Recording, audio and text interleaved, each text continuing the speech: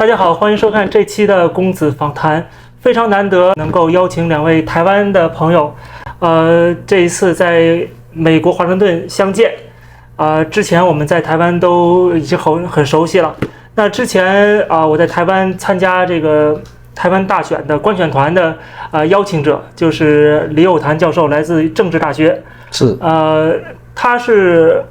台湾的这个高中教科书的编撰者。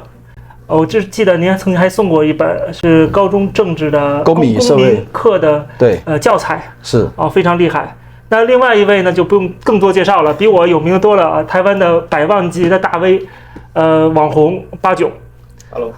那今天我们在华盛顿呢，主要这一次开会，在美国的国会议事堂，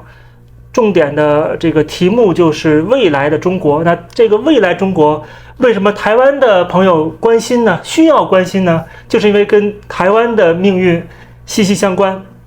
那么我想问问两位，首先李教授，就是这次来美国华盛顿，您有哪些感想？我看您这次会议当中还拿一个小本本，然后记了很多东西。是，这次会议安排的时间比以前我所参加的会议都长，因为他安排3天。然后呢，他第一天是在国会，第二天是闭门会议，也有特色。那未来中国的变化，现在世界局势的变化，中国内部的变化，可以说是瞬息万变。这个时候开这个会议是非常有意义的。那我自己也觉得我学到非常的多。今天我在这边最大的收获就是承享他研究那个周恩来的思想里面，早就提出来白蚂蚁来对付台湾。那八炯在台湾有非常大的影响力，特别是台湾的一些年轻人，而且你的频道呢，能够让很多的台湾年轻人获得更多他们在课本上获得不了的信息，特别是关于中国大陆的。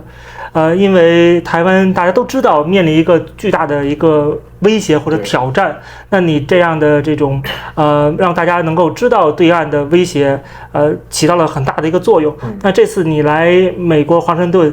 你有什么感想？我觉得为什么我会答应参加这次会议，因为以往我对海外中国民运都有一种能说刻板印象吗？我会觉得是不是都在搞大一统 ？OK， 我知道你反共。那你反共之后呢？那台湾还是大中华嘛？台湾分裂出去，我一样武统你。所以我会觉得，我如果参加这样的民运，参加这样会没有意义。但这次来之后，还有看到一些事情，会反大一统要China 是吧？叫 China 拆掉中国，四分五裂这样，像欧洲这样子的模式，我会觉得蛮有意思的。来看看这样子，顺便来学习一下。确实在这次会议上，我学习到很多不同人的观点，那都蛮有意思的。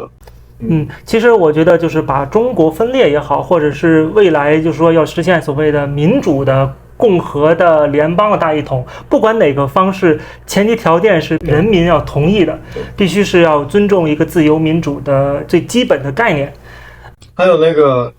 为什么这个未来中国论坛台湾人要参加？他国事务关我们什么事？我相信有一些台派、一些青鸟我的同胞会这么想，但是我觉得不要这么想，因为我们包含在立法院，我们在党的东西都来自哪里？不就来自中国吗？所以为什么我们要去关心？因为他一直在干预我们，所以我们不得不关心。你想 ，OK， 这是我们国会挡掉，那还有下次，还有下次，那下届立委换上来又是他们新的人，所以你这样毫无止境的轮回，那我们直接把中共灭掉，那我们不是就解决了这些后顾之忧了吗？对，而且特别是。中共的实力削弱，或者他没有办法实现在中国大陆的大一统，那直接受益的就是台湾，当然还有日本，还有韩国，还有印度，还有就是几乎是有百利而无一害。所以说，我觉得看到现在全世界各个国家都在支持中国人在追求自己的民主或者自由，而这种追求民主自由不是说全体中国人一起来做什么，而是说大家首先有这个意识之后。那可能有一部分人先走一步，就像会议上有人说的，说邓小平说让一部分人先富起来最后实现了改革开放。那我们可以先让一部分人先自由起来，对吧？让一部分人先能够实现现在我们追求的自由民主，比如说台湾，对吧？台湾就是第一个，那可能香港或者是维吾尔人或者是藏人或者是其他地方的，就一个接一个的。那么慢慢，最终实现的是什么？实现整个东亚大陆的自由和民主化。我是研究自由主义啦，受益john stuart mill的那个论自由啦。那里面他在19世纪中叶，就1850年左右，就主张思想言论100%的保障，自由100%的保障。那台湾民主化终于让我们享有免于恐惧的自由。那我也在会上特别强调，我希望更多中国人或者全体中国人跟台湾人一样享有免于恐惧的自由，因为只有中国人享有自由，台湾才不会再受到威胁，东亚或者全世界才不会受到威胁。因为民主和平论的研究已经出来了，自由民主国家之间从未发生过战争，但是自由民主国家还是会跟威权专制国家发生战争，所以要保障台海和平最佳方式就是推动中国民主化。那推动中国民主化的这个主体还是在中国大陆，还是要让中国大陆人民觉得他们是不是想要享有刚才我们主持人所讲的。邓小平说少部分富起来，为什么不能先少部分人拥有自由，然后再推动到全中国大家都拥有自由？巴炯提到说所谓的 China 拆大一统中国这一部分呢。中国民主化未来所要面对的不是只有中央政权的权力分立，行政、立法、司法权力分立，宪政主义之下权力分立来保障人权嘛？那不是只有这样的，还有中央跟地方的关系。10年来大量参与海外民主运动，我已经不断的提到，联合国2大人权公约共同第一条就是人民自决权的精神。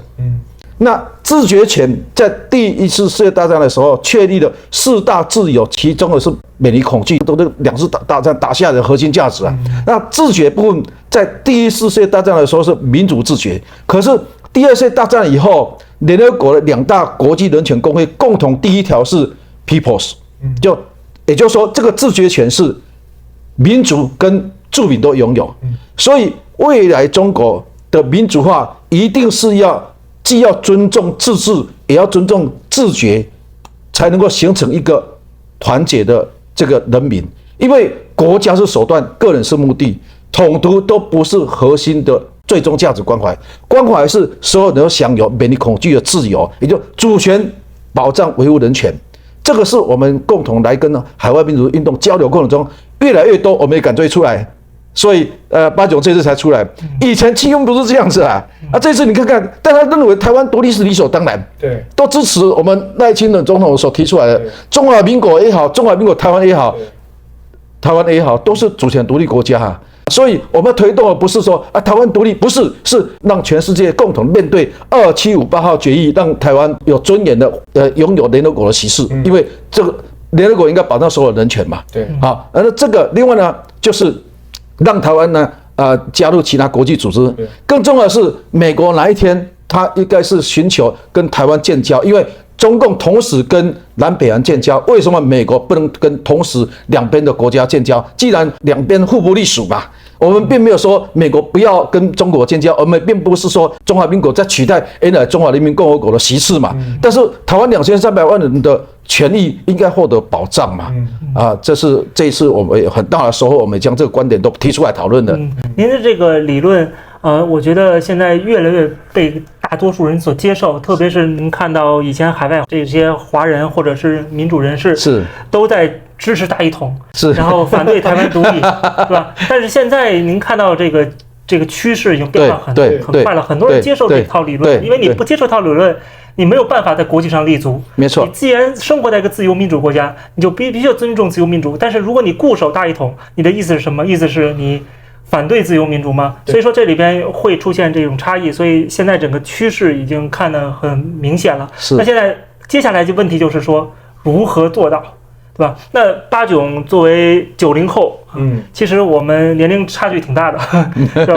你两个一样年轻啊。会议主持说我这个年轻人，但是真正年轻在这儿，就是你从一个年轻人或者说这个更新潮的一点的视角，觉得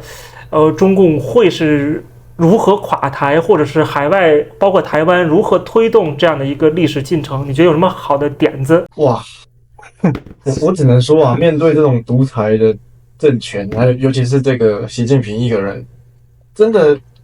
很难说得准，一天可能就瞬息万变。对啊，你看这个，谁知道苏联明天就垮了。我自己是这样的一个观点啦。如果必有一战，我说假使必有一战的话，我当然是希望台湾付出最小的代价去打赢这场战争。当然，这不是我们主动去打的，那肯定是他脑子不清楚打我们。但是如果他要打，我希望是在他毫无准备，甚至没有准备好，慌忙应战，而且不管是美国 push 他，或是我们台湾去 push 他，当然我们这个 push 他不是说我们要台湾独立什么，反正他只要找到点，怎么样都可以去打台湾。所以我觉得最好的时机的话，就是当我们这些海外的民运人士，那些已经在中国建立很多这种渠道，然后这些思想、这些中心都埋在他们的心底，然后当他们知道说有一个大难来要打台湾，这个时候的话呢，你们该做什么，在国内你们要做什么？大家一起里应外合去把它干翻。我觉得，我自己想法是这样，当然是可能稍微比较幼稚的想法。对。那这次活动也是得到了美国国会及行政当局中国委员会的支持，是在国会召开。对，所以说很明显就是美国政府在某种程度上是愿意看到全世界的华人也好，或者台湾人也好，能够大家团结起来，来朝这个方向努力。而美国在背后作为一个自由民主的灯塔，就是他有这样的道义责任去支持。几乎所有的民主运动的海外民主运动的人都认为，中共打台湾就是他垮的那一天呐。包括我们洪忠义教授他这样提了。但是我要强调了，今天我们所要努力的，就是避免中共打台湾，而让他政权因为经济发展停滞，美国打贸易战、打科技战，然后中国人民民不聊生，主动非暴力方式不合作运动把它推倒，这是代价最小。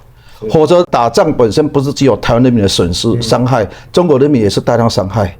避免战争就是避免苦难的中国人不要再苦难，已经够苦难了，也避免台湾因为战争而造成台湾生活上的伤亡，还有全世界制裁中共会非常严厉。所以我们的目标，包括我海外从事民主运动，跟大家交流，最高目标不是说中共打台湾而让中共垮台，我们所要做的是中共没有打台湾，而他们经济发展出状况，社会动乱，然后人民民不聊生，国际情势的压力，因为民主化的原因里面有一项就是那个外国势力政策的改变，就是美国长期以来是跟中国是采取这种engagement， 就是那种合作中对抗中合作。那现在就是说可能慢慢会倾向壁垒分明，自由民主跟集权专制的对抗会越来越壁垒分明。也就是说，美国对中国政策的改变这一项，应该会是中国的很大压力。而我们最高目标就是不战而屈人之兵，中共希望不战而拿下台湾，我们希望不战让中共政权垮台。我们的目标，中共非中国，这才是中国人民还有台湾人民，是全世界人民最大的利益。对，您刚才说到这个中共想不战而屈人之兵，所以说他才开始进行各种各样的统战和渗透，想要台湾内部颠覆。是，等他大兵压境的时候，他不用充兵，他不用发动飞弹。台湾自己都投降了，因为那个执政政府就是长期被收买了嘛。这是他肯定是对他来说是最好的，而不希望真正发动战争，因为他也知道发动战争了，美军介入，日本介入我就挂了，对吧？所以他就也通过这种方式。我听说您也是被渗透的对象，您讲一下这个。是中共他想拿到台湾，所有能够收买都尽量收买的啦。那以我的案例来讲的话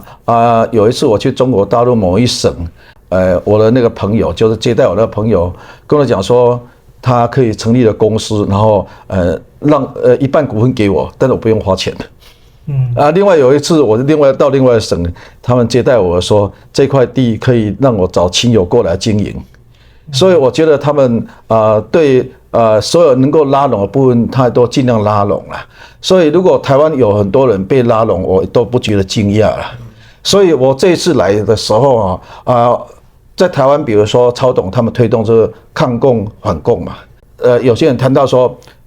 只有抗共反共没办法保台，只有倒共才能保台。结果那个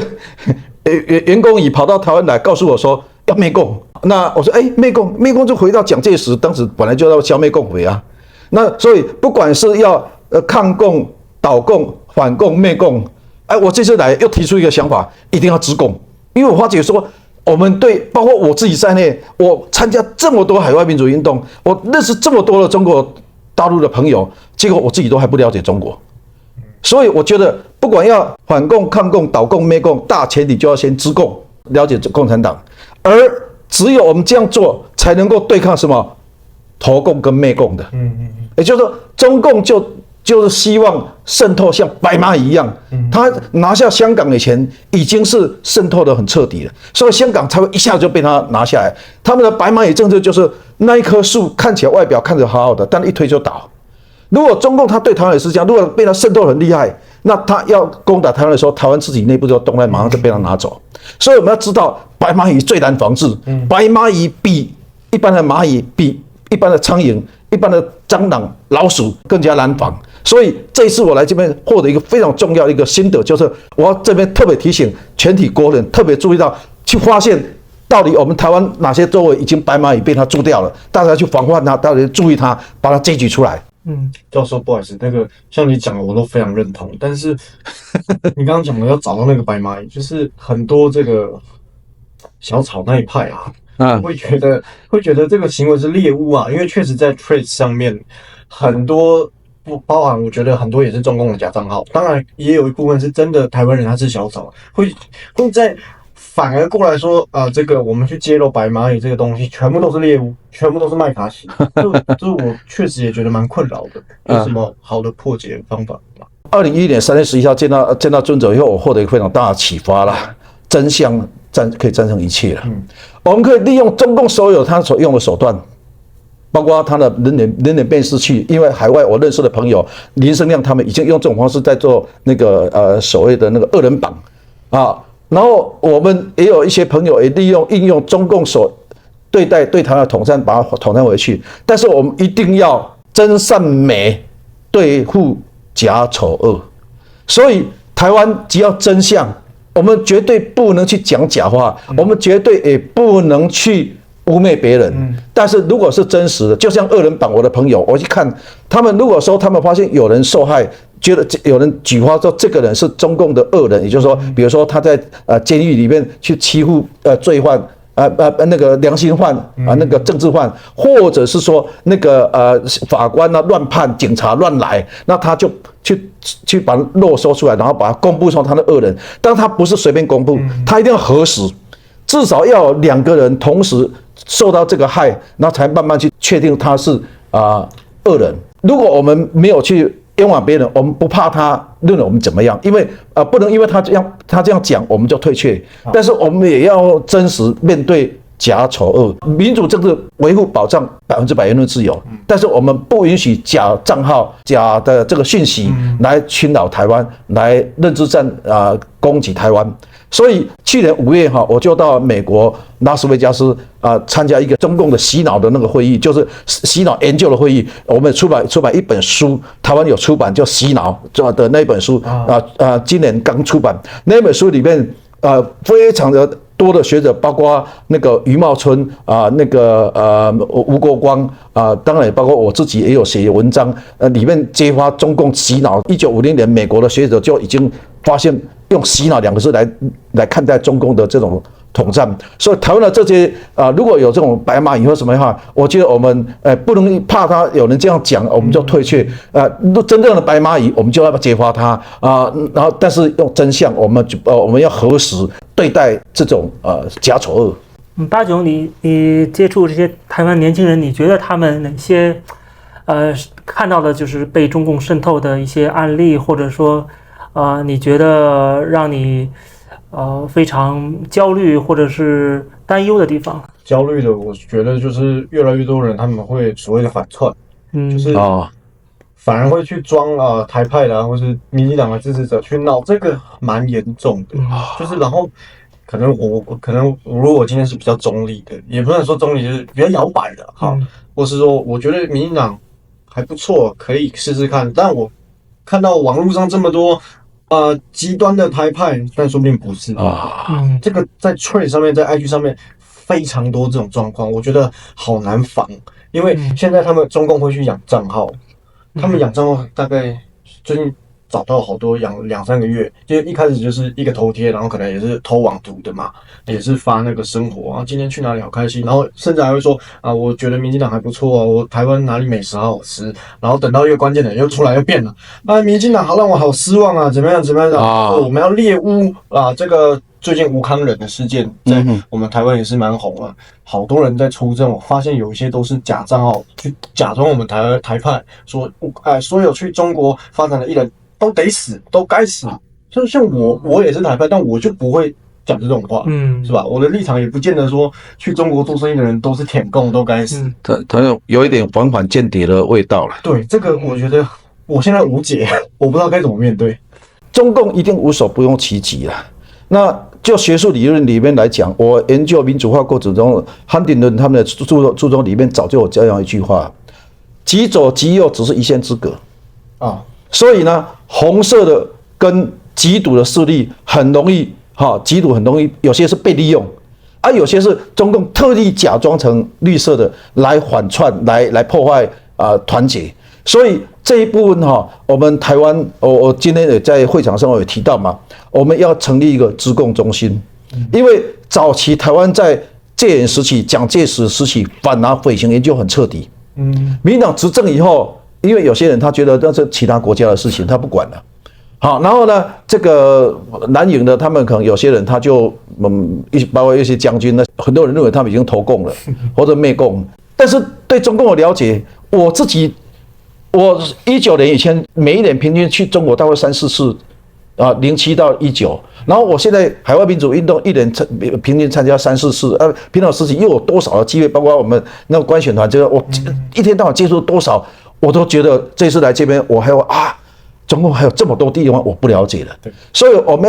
要弄资共中心，我们要回去也要跟我们的政府建议。那另外一面，我们民间也不要等政府去做。很多事情民间做，包括曹董现在有做了，民间可以做更多事情。也就是说，我记得这次我也在谈到，我说台湾民主化从民主转型到民主巩固到民主深化，每一次都公民社会扮演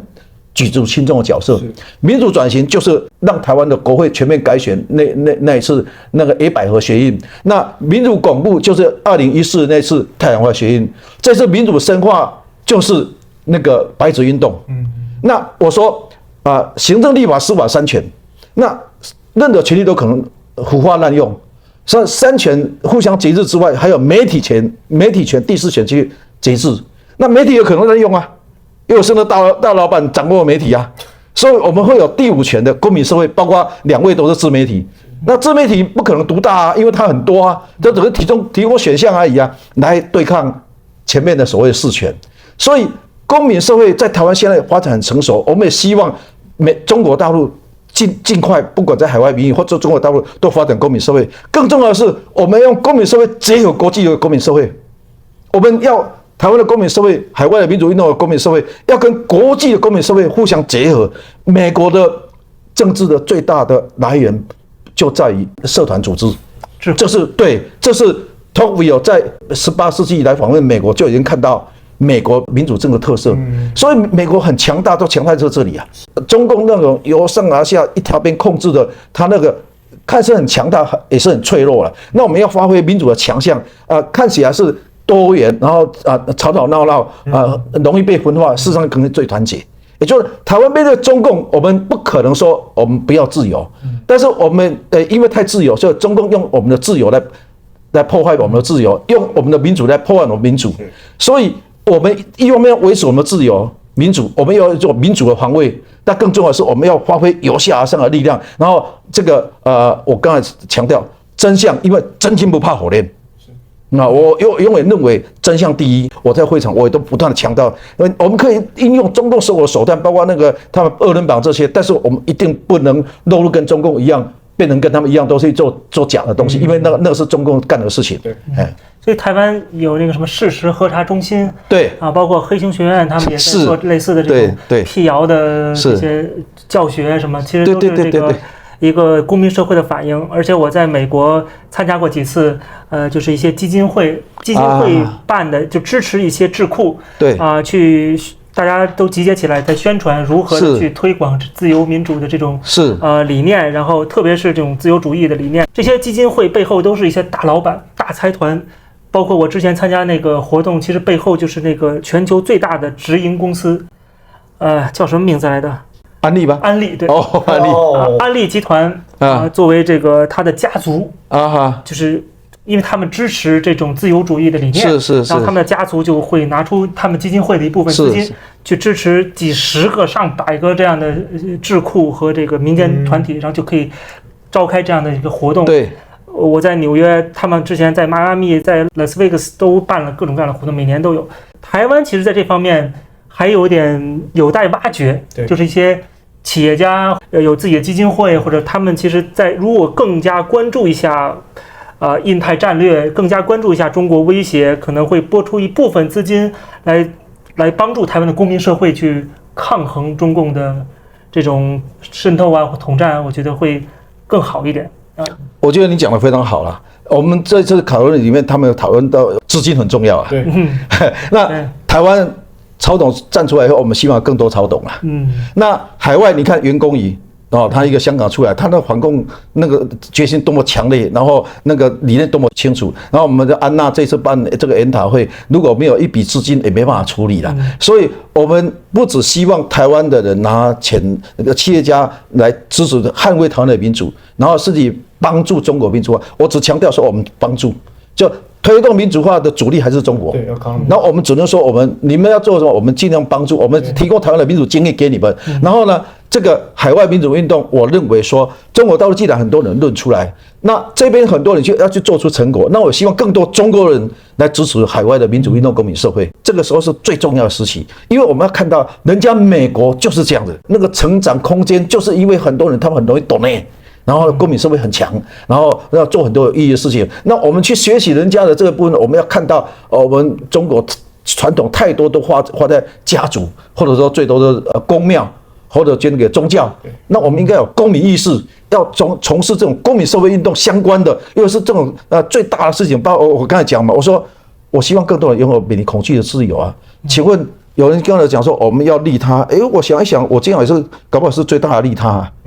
如果我们每个人都希望推动更多人享有免于恐惧的自由，这是超越宗教的利他或者说他的攻击可能不输给任何宗教所以我觉得这个时候我们希望期待有更多人拿资金，不管台湾的或海外民主运动或者中国大陆论出来的，甚至国际能够支持，我们都尽量来做这些事情。像这次我们台湾有一个青鸟行动嘛，就是沈伯洋那天摔到头第一天，那天晚上马上集结了一堆人，而且这个组织力是很强的。我也是有过去现场参加，非常临时的，然后大家找麦克风然后第二天、第三天之后直接搞一个大型什么舞台，然后物资组、帐篷全部进来。我就觉得，虽然民主看起来是很乱的，平时都这样，但是团结的时候很快速，然后整个联系的这个渠道、志工团，然后医疗组分得很细，对，所以我觉得中国是可以学习一下这样的经验，中国海外民运，而且我觉得最大的一点是，确实不少打着反共的中国民运人士到处搞诈骗、搞圈钱，那这样也是在败坏这方面的这个我们资金的来源的更困难。对。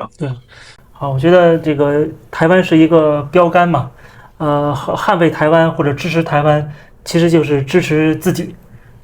不管是在支持中国大陆的人民，还是支持海外的华人。所以说台湾是我觉得已经有现成的一个非常成熟的自由的公民社会了，就保住台湾才是有最大的希望。如果台湾沦陷了，或者是这个自由民主的社会消失了，那我们就更没有希望了。是。好，谢谢两位能够参加我的这个节目。谢谢。OK。